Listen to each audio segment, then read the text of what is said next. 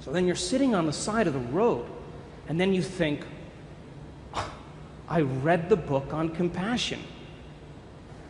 Damn. And the moment you begin to think about what you have to do, something very natural happens. You begin to think about what you were thinking about. You begin to pay attention to how you're reacting. You begin to notice how you're feeling. And that concept in neuroscience is called metacognition. We can observe who we're being. And because we can observe who we're being, it means we could modify our behaviors to do a better job in life. So now the frontal lobe is the seat of your awareness. It's the home of the you and the me. And as you begin to think about who you no longer want to be, the frontal lobe acts like a volume control. And it begins to lower the volume in the circuits in your brain that are connected to the old self. And as it begins to silence those circuits that are connected to the old level of mind, that level of mind no longer fires, and you're observing it instead of participating in it. And as you begin to silence those circuits, nerve cells that no longer fire together no longer wire together. And you begin to biologically break down the circuits in your brain that are connected to the old self and to the old mind. Now, as you're sitting on the side of the road, you think, what piece of knowledge could I apply in this situation from what I learned in the book? And as you begin to plan your actions, and you begin to think about a new way of being, and you begin to put yourself into the equation, your brain naturally begins to fire in new sequences and new patterns and new combinations. And whenever you make your brain work differently, you're changing your mind, because mind is the brain in action. And as the brain begins to fire in new ways and you produce a new level of mind, nerve cells that fire together wire together, and you begin to install the neurological hardware ahead of the actual experience. And now you have circuits in place to use when you get into that dinner. So now, as you ask yourself, what is compassion? And you begin to remember all these different things that you learned in the book, the frontal lobe, like a great symphony leader, begins to synchronize these circuits. And when it begins to produce a certain level of coherence, a certain level of mind, your brain naturally creates a hologram or an image. And that image then becomes the internal representation of what you are going to use when you walk into that dinner. We would call that intention.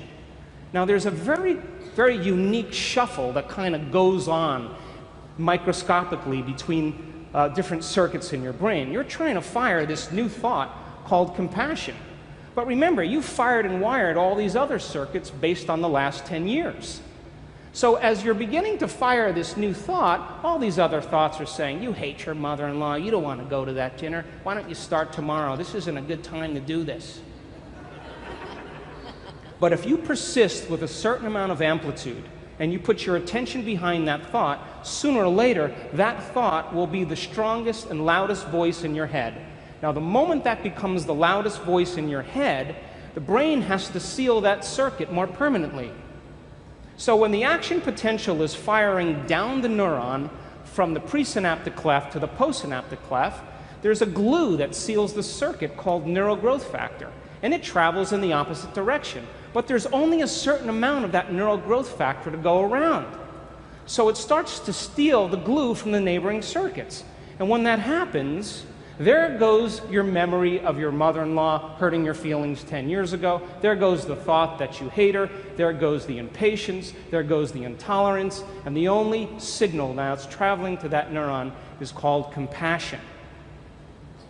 Now, every place where one neuron connects with another neuron is a memory. When this happens, you begin to biologically and neurologically prune away the old memory of the old self. And this is the science of changing your mind. If you want to see what it looks like in real time, let's try that again. You want to see what it looks like in real time, unhooking from the old self, reconnecting to the new self. This can happen in moments. Now, get back on the road, you make your U-turn, you're heading to the dinner, you're reminding yourself who you no longer want to be, silencing those circuits in the brain. You begin to think about who you do want to be based on the knowledge you've learned, and you're priming your brain ahead of the actual experience. You walk into the dinner and you get your behaviors to match your intentions. You get your actions equal to your thoughts. You get your mind and body working together, and you do exactly what the book says. The moment that happens, all of a sudden, you feel compassion. Now, the moment your heart begins to open and you feel compassion, you are teaching your body emotionally to understand what your mind intellectually understood. You see, knowledge is for the mind, but experience is for the body. And when we begin to experience compassion, now we are embodying knowledge. The word is becoming flesh, and the limbic brain makes a new batch of peptides that signals the body, and you begin to literally change your genetic expression because there's new information coming to the gene. And epigenetically, we signal genes from the environment. And you're changing the fabric of you because you're instructing your body chemically to understand what your mind has intellectually and philosophically understood. But it's not enough to do it once. You can't forgive your mother-in-law one time and expect to be on the stained glass windows in church. You got to be able to repeat the experience. You got to be able to do it over and over again. You have to do it so many times that you no longer have to think about it. And when you do it over and over again, you neurochemically condition the body to memorize compassion as well as the conscious mind. And when that happens, when the mind and body are working together, or the body knows as well as the mind, you activate that third brain called the cerebellum, the seat of your subconscious mind. You've practiced it so many times that you know how, but you don't know how you know how. It's automatic. It's second nature. It's easy. It's a habit. It's a skill. It's an automatic behavior. And when you get to this level of memorizing an internal chemical order, a level of innate now, it's so innate in you that it's who you are. When you get to that point where no person, no thing, no experience can remove you from it, because you have sustained this level of coherence, now you're in a state of being. And so the way we transform the world is we transform ourselves. And when we're in that state of being, we give people permission to do the same. Thanks for listening.